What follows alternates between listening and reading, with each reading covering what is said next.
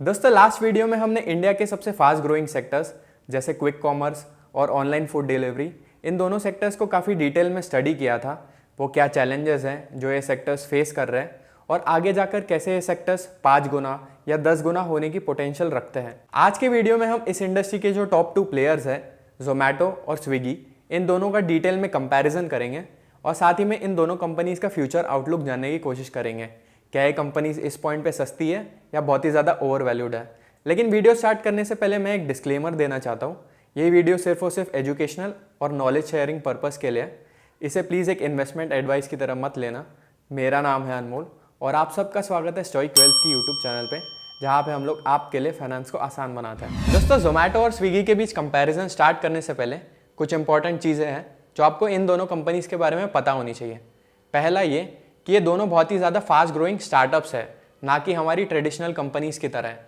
अब ऐसा मैं इसलिए बोल रहा हूँ क्योंकि इस पॉइंट पे इन दोनों कंपनीज़ का सिर्फ एक ही गोल है, वो ये कि ये किस तरह से ज़्यादा फास्ट रेट से ग्रो कर सके और ज़्यादा से ज़्यादा मार्केट शेयर को कैप्चर कर सके। इनका फोकस करेंटली प्रॉफिटेबिलिटी पे ज़्यादा नहीं है, लेकिन दोस्तों ये एक कंसर्निंग चीज़ नहीं है क्योंकि जो हाई ग्रोइंग स्टार्टअप्स होते हैं उनकी एक काफ़ी कॉमन स्ट्रैटेजी होती है कि वो इनिशियल ईयर्स में फास्ट ग्रो करने के चक्कर में लॉसेस को सह लेते हैं, फिर जब आगे जाकर कंपनी बड़ी हो जाती है तब ये प्रॉफिट्स पे ध्यान देते हैं। जैसे यूएस में हमने देखा है कि जो टेस्ला है या फिर अमेज़ॉन है या नेटफ्लिक्स है, तो ये सारी कंपनीज जब इनिशियल ईयर्स में स्टार्टअप्स थे तब इन्होंने काफ़ी लॉसेस पोस्ट किए थे। फिर आगे जाकर जैसे जैसे ये कंपनीज बड़ी बनी और इन्होंने मार्केट शेयर को कैप्चर किया तब ये कंपनीज काफ़ी प्रॉफिटेबल हो गई। तो जोमेटो और स्विगी का कुछ सिमिलर ही प्लान है, लेकिन इसके साथ एक बहुत बड़ा रिस्क जुड़ा हुआ है कि अगर आगे जाकर ये कंपनीज प्रॉफिटेबल नहीं होती है और एक्सपांड करने के चक्कर में ये बहुत ज़्यादा कैश को बर्न कर देती है तो ये कंपनीज बैंकरप्ट भी हो सकती है। बायजूस का एग्जांपल तो आपको याद ही होगा। दूसरी चीज़ दोस्तों, ये जो सारे स्टार्टअप्स हैं जैसे पेटीएम, स्विगी या जोमेटो, इनसे जुड़े हुए कुछ इंपॉर्टेंट टर्म्स हैं जो आपको पता होने चाहिए। पहली टर्म है GOV यानी ग्रॉस ऑर्डर वैल्यू। तो इसका मतलब क्या होता है कि उस ऐप पे जो भी ऑर्डर्स प्लेस हुए हैं उसकी टोटल वैल्यू कितनी है। तो फॉर एग्जाम्पल अगर उस ऐप पे 1000 लोग 100 रुपये का ऑर्डर प्लेस करते हैं तो उस ऐप की जो GOV है वो हो जाएगी 1 लाख रुपए। लेकिन दोस्तों आपको एक चीज़ ध्यान में रखनी है कि ये जो GOV है वो कंपनी के एक्चुअल में रेवेन्यूज़ नहीं है। जो GOV है उसमें जो कंपनी डिस्काउंट्स ऑफर कर रही है या रेस्टोरेंट्स को कमीशन पे कर रही है या फिर इनके कुछ ऑर्डर्स होते हैं उसमें इनको रिफंड देना होता है, तो ये सारी चीज़ें GOV में इंक्लूडेड होती है, लेकिन हमें इनको सब्ट्रैक्ट करना पड़ता है कंपनी के एक्चुअल रेवेन्यूज़ को कैलकुलेट करने के लिए। दूसरी टर्म है NOV यानी नेट ऑर्डर वैल्यू। जब GOV में से हम डिस्काउंट्स को माइनस कर लेते हैं तब हमें NOV मिलती है। दोस्तों स्टार्टअप इन्वेस्टिंग से जुड़ी हुई तीसरी इंपॉर्टेंट टर्म जो आपको पता होनी चाहिए वो है एडजस्टेड EBITDA। अब इसका मतलब क्या होता है, तो जो सारे स्टार्टअप्स होते हैं जैसे जोमेटो, स्विगी, फ्लिपकार्ट या फिर पेटीएम, इन स्टार्टअप्स को बेस्ट एम्प्लॉयज़ को अट्रैक्ट करने के लिए उनको एक हाई सैलरी तो देनी ही होती है, लेकिन साथ साथ कंपनी में स्टॉक्स भी देने पड़ते हैं जिसको ESOPs बोला जाता है। अब जब कंपनी किसी अपने एम्प्लॉय को स्टॉक इशू करती है तो उनके लिए एक नॉन कैश एक्सपेंस होता है, यानी जब कोई कंपनी स्टॉक को इशू करती है तब उनको अपनी जेब से कोई पैसा खर्च तो करना नहीं होता है, लेकिन जब profit and loss statement prepare होता है तब उसमें इसको एज एक्सपेंस शो किया जाता है। तो इससे दिक्कत क्या होती है कि कंपनीज के प्रॉफिट एंड लॉस थोड़े कम दिखते हैं। इसलिए जो स्टार्टअप्स क्या करते हैं कि जो भी EBITDA होता है यानी earnings before interest, taxes, depreciation and amortisation, उसमें ये जो स्टॉक एक्सपेंसेस है उनको कंपनी ऐड करती है, जिससे ये नया कॉन्सेप्ट आता है एडजस्टेड EBITDA का। इसलिए आप नोटिस करोगे कि जब भी किसी स्टार्टअप की इन्वेस्टर प्रेजेंटेशन आती है या फिर उसकी मैनेजमेंट से प्रॉफिटेबिलिटी के बारे में पूछा जाता है तब वो यूजुअली ऐसा आंसर देते हैं कि हम एडजस्टेड EBITDA लेवल पे प्रॉफिटेबल है या जल्दी ही होने वाले हैं। लेकिन दोस्तों ये काफ़ी मिसलीडिंग चीज़ हो सकती है क्योंकि ये एक्चुअल प्रॉफिट्स जो कि प्रॉफिट आफ्टर टैक्स है उसके बारे में हमें ज़्यादा नहीं बताता है। चार्ली मंगर जो दुनिया के सबसे महान इन्वेस्टर्स में से एक थे, उन्होंने ये तक बोला था कि अगर कोई कंपनी बहुत ज़्यादा EBITDA पे फोकस कर रही है तो उसे आप रिप्लेस कर सकते हैं बुलशिट अर्निंग्स के साथ। तो दोस्तों ये थे वो सारे इंपॉर्टेंट कॉन्सेप्ट्स जो आपको ना ही सिर्फ जोमेटो और स्विगी बल्कि किसी भी हाई ग्रोइंग स्टार्टअप के बारे में पता होने चाहिए। अब हम जोमेटो और स्विगी का एक डिटेल कंपैरिजन करेंगे और इनको जो भी ग्लोबल पीयर्स है, जो सिमिलर कंपनीज़ है इंटरनेशनल मार्केट्स में, उनके साथ कंपेयर भी करेंगे। जोमेटो जिसका नाम रिसेंटली चेंज करके इटर्नल कर दिया था, और स्विगी, इन दोनों कंपनीज़ के 4 मेजर बिजनेस वर्टिकल्स हैं सबसे पहला और सबसे मेजर बिजनेस वर्टिकल जो सबसे ज़्यादा रेवेन्यूज कंट्रीब्यूट करता है करंटली, वो है इनका ऑनलाइन फूड डिलीवरी बिजनेस। दोस्तों जोमेटो का अराउंड 58% मार्केट शेयर है ऑनलाइन फूड डिलीवरी बिजनेस में, वेराज जो स्विगी है उसका 42% मार्केट शेयर है। पहले यानी 2020 में ये ऑलमोस्ट 50-50% हुआ करता था, लेकिन लास्ट 5 सालों में जोमेटो ने स्विगी का मार्केट शेयर कैप्चर किया है। लेकिन लास्ट फाइनेंशियल ईयर में स्विगी ने थोड़ा कमबैक ज़रूर किया है, जैसे इनकी जो रेवेन्यू ग्रोथ थी इस सेगमेंट में वो 17.6% के अराउंड थी, वैसे जोमेटो की 16% के अराउंड थी। दोस्तों दोनों ही कंपनीज के लिए सिर्फ ये वाला बिजनेस सेगमेंट है जो इस टाइम पे प्रॉफिटेबल है एडजस्टेड एबिडा बेसिस पे। जैसे जोमेटो का जो एडजस्टेड एबिडा मार्जिन है as a percentage of GOV वो इस टाइम पे 4.4% है, वैसे स्विगी का 2.9% है। और जैसा आप इस डेटा में देख सकते हैं कि ये कंटिन्यूसली इंप्रूव हो रहा है। लेकिन दोस्तों इस सेक्टर के साथ बहुत सारे चैलेंजेस भी जुड़े हुए हैं, जिसके बारे में हमने डिटेल में लास्ट वीडियो में बात करी थी, जिसकी वजह से ये प्लेटफॉर्म्स जो कुछ सालों पहले 40-50% या उससे फास्ट से ग्रो कर रहे थे, उनकी ग्रोथ आज गिर के सिर्फ 15-16% पे आ चुकी है। अब स्विगी की मैनेजमेंट ने रिसेंट कॉन कॉल में ये भी बोला था कि उनकी जो ग्रोथ गाइडेंस है वो उनके लोअर एंड यानी 18% पे रहेगी अगले फाइनेंशियल ईयर के लिए। फूड डिलीवरी बिजनेस के स्लोडाउन के पीछे एक मेजर रीज़न ये भी है कि इनके जो क्विक कॉमर्स डिपार्टमेंट है, जैसे जोमेटो के लिए ब्लिंकिट और स्विगी के लिए इंस्टामार्ट, वो इनके ऑनलाइन फूड डिलीवरी बिजनेस के साथ कम्पीट कर रहे हैं। बहुत सारे लोग क्या कर रहे हैं कि रेस्टोरेंट से फूड ऑर्डर करने की जगह वो इन प्लेटफॉर्म्स पर स्नैक्स या फिर पैकेज फूड्स ऑर्डर कर रहे हैं, जिसकी वजह से इनका जो ऑनलाइन फूड डिलीवरी बिजनेस है उसमें एक स्लो डाउन देखने को मिला है। अगर मैं इन दोनों कंपनीज के क्विक कॉमर्स डिपार्टमेंट को कंपेयर करूं, यानी ब्लिंकिट और इंस्टामार्ट का कंपैरिजन करूं, तो दोस्तों ये जो दोनों ही प्लेटफॉर्म्स हैं वो काफ़ी फास्ट रेट से ग्रो कर रहे हैं। जैसे लेटेस्ट क्वार्टर में ब्लिंकिट की जो जीओवी ग्रोथ थी वो 134% थी, वेरस इंस्टामार्ट की जीओवी ग्रोथ 101% थी। लास्ट फाइनेंशियल ईयर में ब्लिंकिट का जो टोटल जीओवी था वो 28,300 करोड़ के अराउंड था, वेरस स्विगी का जीओवी जो है वो 14,700 करोड़ के अराउंड था। यानी जो ब्लिंकिट है वो स्विगी इंस्टामार्ट से ऑलमोस्ट 2 टाइम्स साइज में है, प्लस इनकी जो ग्रोथ रेट है वो भी काफ़ी फास्ट है एज कम्पेयर टू इंस्टामार्ट। अभी ये कंपनीज लॉस मेकिंग है क्योंकि इस पॉइंट पे सिर्फ इनका एक ही फोकस है कि ज़्यादा से ज़्यादा नए सिटीज़ में एक्सपांड कर सके और मार्केट शेयर को कैप्चर कर सके। लेकिन लॉन्ग टर्म में इन कंपनीज़ का ये गाइडेंस है, जैसे ब्लिंकिट के सीईओ ने एक गाइडेंस दिया था कि वो 4-5% EBITDA margin as a percentage of GOV target कर रहे हैं लॉन्ग टर्म में। कुछ सिमिलर टारगेट स्विगी इंस्टामार्ट का भी है। दोस्तों जोमेटो और स्विगी का तीसरा बड़ा बिजनेस वर्टिकल है गोइंग आउट एंड डाइनिंग का, जिसमें जोमेटो का जो डिस्ट्रिक्ट प्लेटफॉर्म है वो कम्पीट करता है स्विगी के डाइन आउट के साथ।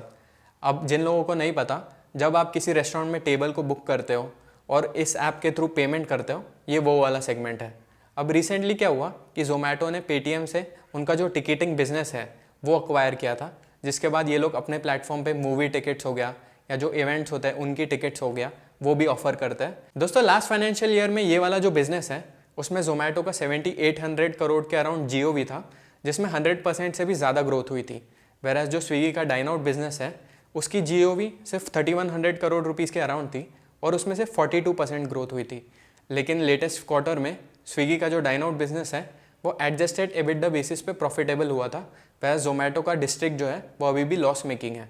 दोनों ही कंपनीज का ये टारगेट है कि लॉन्ग टर्म में ये एडजस्टेड एबिडा बेसिस पे 4-5% मार्जिन जनरेट कर पाए। और दोस्तों इनका चौथा और लास्ट बिजनेस सेगमेंट जो एक B2B यानी बिजनेस टू बिजनेस सेगमेंट है वो है सप्लाई चेन एंड डिस्ट्रीब्यूशन का, जिसमें जोमेटो ने एक ब्रांड को सेटअप किया है जिसका नाम है हाइपर प्योर, वेराज स्विगी ने कोई स्पेशल ब्रांड सेटअप नहीं किया। इस बिजनेस में ये लोग बेसिकली क्या करते हैं कि जो भी रेस्टोरेंट्स होते हैं या क्लाउड किचन्स होते हैं उनको ये लोग रॉ मटेरियल्स, ग्रोसरीज, ये सारी चीज़ें सेल करते हैं। तो इस बिजनेस में जोमेटो ने अराउंड 6,200 करोड़ का रेवेन्यू जनरेट करा था लास्ट फाइनेंशियल ईयर में, वेराज स्विगी ने अराउंड 6,400 करोड़ का रेवेन्यू जनरेट किया था। तो सिर्फ ये अकेला बिजनेस है जिसमें स्विगी जोमेटो को बीट कर रहा है। लेकिन दोस्तों ये सब जल्दी ही चेंज हो सकता है क्योंकि जोमेटो का जो हाइपर प्योर ब्रांड है वो 93% से ग्रो किया था लेटेस्ट क्वार्टर में, वेराज स्विगी की जो ग्रोथ रेट थी वो सिर्फ 58% थी। तो अगर जोमेटो इसी तरह एक फास्ट रेट से ग्रो कर पाता है तो वो जल्दी ही स्विगी से लीड ले लेगा इस सेगमेंट में भी। लेकिन दोस्तों ये वाला जो सेगमेंट है वो इस पॉइंट पे लॉस मेकिंग है दोनों ही कंपनीज के लिए। तो दोस्तों इन चारों बिजनेसेस को डिटेल में स्टडी करके हमें 2-3 चीज़ें काफ़ी क्लियरली पता चलती है। जोमेटो के जो रेवेन्यूज़ है वो स्विगी के कंपैरिजन में काफ़ी ज़्यादा है, एक्सेप्ट इनका जो B2B सेगमेंट है जिसमें जोमेटो जल्दी ही ओवरटेक कर सकता है स्विगी को। प्लस जोमेटो का जो ग्रोथ रेट है वो काफ़ी फास्ट है एज़ कम्पेयर टू स्विगी। दोनों ही कंपनीज़ का सिर्फ जो फूड डिलीवरी बिजनेस है वो एडजस्टेड एबिडा पे प्रॉफिटेबल है, वैरा जो बाकी सारे बिजनेसेस है वो लॉस मेकिंग है। स्विगी का जो डाइन आउट बिजनेस है वो सिर्फ लेटेस्ट क्वार्टर में प्रॉफिटेबल हुआ है एडजस्टेड एबिडा बेसिस पे। और दोस्तों अगर इन कंपनीज़ को इसी तरह एक फास्ट रेट से ग्रो करना है तो उसके लिए इनको कैश की काफ़ी ज़रूरत पड़ने वाली है।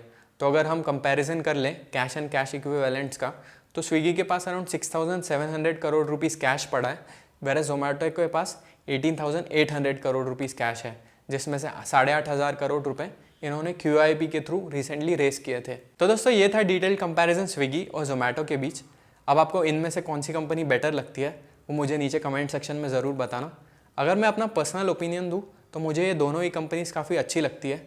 ये जो सेक्टर है इसमें काफ़ी पोटेंशियल है और ये धीरे धीरे डुओपोली बनने की ओर बढ़ रहा है, जो कि काफ़ी अच्छी चीज़ है इन स्टॉक्स के लिए। लेकिन दोस्तों कुछ रिस्क्स भी है जो इन दोनों कंपनीज़ के साथ जुड़े हुए हैं। मेरा पहला कंसर्न ये है कि बहुत ज़्यादा फास्ट ग्रो करने के चक्कर में ये कंपनीज लॉसेस ना पोस्ट कर ले और बैंकरप्ट ना हो जाए। दूसरा ये है कि अगर कोई नया कॉम्पिटिटर आता है, जैसे रिसेंटली रैपिडो ने ये अनाउंस किया कि वो अपने डिलीवरी चार्जेस को आधा कर देंगे, जिसके बाद जोमेटो और स्विगी के स्टॉक्स में क्रैश देखने को मिला। तो अगर ऐसा कुछ होता है तो ये सेक्टर प्रॉब्लम में आ सकता है। और मेरा तीसरा मेजर कंसर्न है वैल्यूएशंस के अराउंड। तो दोस्तों इन स्टॉक्स के जो प्राइसेस हैं इनमें बहुत ज़्यादा high growth already price in हो चुकी है, और अगर आगे जाकर कोई दिक्कत होती है या कंपटीशन बढ़ जाता है और इनकी ग्रोथ स्लो डाउन हो जाती है, तब इनके जो मल्टीपल्स हैं उनमें एक बहुत ज़्यादा डी रेटिंग मिल सकती है, जिसकी वजह से ये स्टॉक्स क्रैश कर सकते हैं। वैल्यूएशंस के बारे में बात करें तो दोस्तों हम प्राइस टू अर्निंग्स रेशियो को यूज़ नहीं कर सकते इन कंपनीज़ को वैल्यू करने के लिए, क्योंकि जो स्विगी है वो तो इस टाइम पे लॉस मेकिंग है और जोमेटो के जो प्रॉफिट्स हैं वो काफ़ी कम है इस पॉइंट पे। तो एक बेटर रेशियो होगा EV by sales ratio. EV का मतलब होता है एंटरप्राइज वैल्यू, जिसको कैलकुलेट करने का ये फॉर्मूला होता है कि मार्केट कैप प्लस जो डेट होता है minus cash. Currently Zomato 12.2 times के EV बाय सेल्स रेशियो पे ट्रेड कर रहा है, वेरा स्विगी जो है वो 5.9 टाइम्स के EV बाय सेल्स रेशियो पे ट्रेड कर रहा है। यानी जो स्विगी है वो 50% से ज़्यादा के डिस्काउंट पे ट्रेड कर रहा है एज़ कम्पेयर टू जोमेटो। लेकिन हमें ये भी ध्यान में रखना है कि जोमेटो के जो रेवेन्यू ग्रोथ है और जो प्रॉफिटेबिलिटी है वो बेटर है एज़ कम्पेयर टू स्विगी। अगर मैं इन कंपनीज़ को जो सिमिलर ग्लोबल स्टार्टअप्स है, जैसे अमेरिका में एक डोरडैश स्टार्टअप है, उसका जो EV बाय सेल्स रेशियो है वो 8 टाइम्स के अराउंड है, वेरा से एक ग्रैब करके स्टार्टअप है सिंगापुर बेस्ड, उसका जो EV बाय सेल्स है वो 5 to 5.5 टाइम्स के बीच है। लेकिन इसके बीच कुछ मेइटवान और डिलीवरी हीरो जैसे भी स्टार्टअप्स हैं जिनका जो EV बाय सेल्स रेशियो है वो एक टाइम पे 4 to 6 टाइम्स के बीच हुआ करता था, लेकिन जैसे ही ग्रोथ स्लो डाउन हुई तब इनका जो EV बाय सेल्स रेशियो है वो 0.8 to 2 टाइम्स पे आ गया। अगर कुछ ऐसा ही इंडिया में होता है और इनकी जो ग्रोथ रेट है वो स्लो डाउन हो जाती है, तब ऐसे ही इनके मल्टीपल्स में डी रेटिंग देखने को मिल सकती है। मुझे personally as a value investor ये कंपनी जो भी वैल्यूएशंस पे ट्रेड कर रही है वो बहुत ज़्यादा अट्रैक्टिव नहीं लगता है, लेकिन इस सेक्टर को लेकर मैं काफ़ी पॉजिटिव हूँ, स्पेशली जो क्विक कॉमर्स वाला सेक्टर है उसको लेकर। तो अगर आगे जाकर इन स्टॉक्स में कोई करेक्शन आता है और ये एक सस्ते वैल्यूएशन पे अवेलेबल होता है, तब मैं इनमें इन्वेस्ट करने का डेफिनेटली सोचूंगा। दोस्तों इस वीडियो को बनाने के लिए मैंने AI का काफ़ी यूज़ किया था, जिसने मेरी रिसर्च को काफ़ी आसान बना दिया था। अगर आप भी अपनी रिसर्च करते टाइम AI का यूज़ करना सीखना चाहते हैं तो हमारा ये वाला वीडियो ज़रूर चेकआउट करना। मिलते हैं अगले वीडियो में।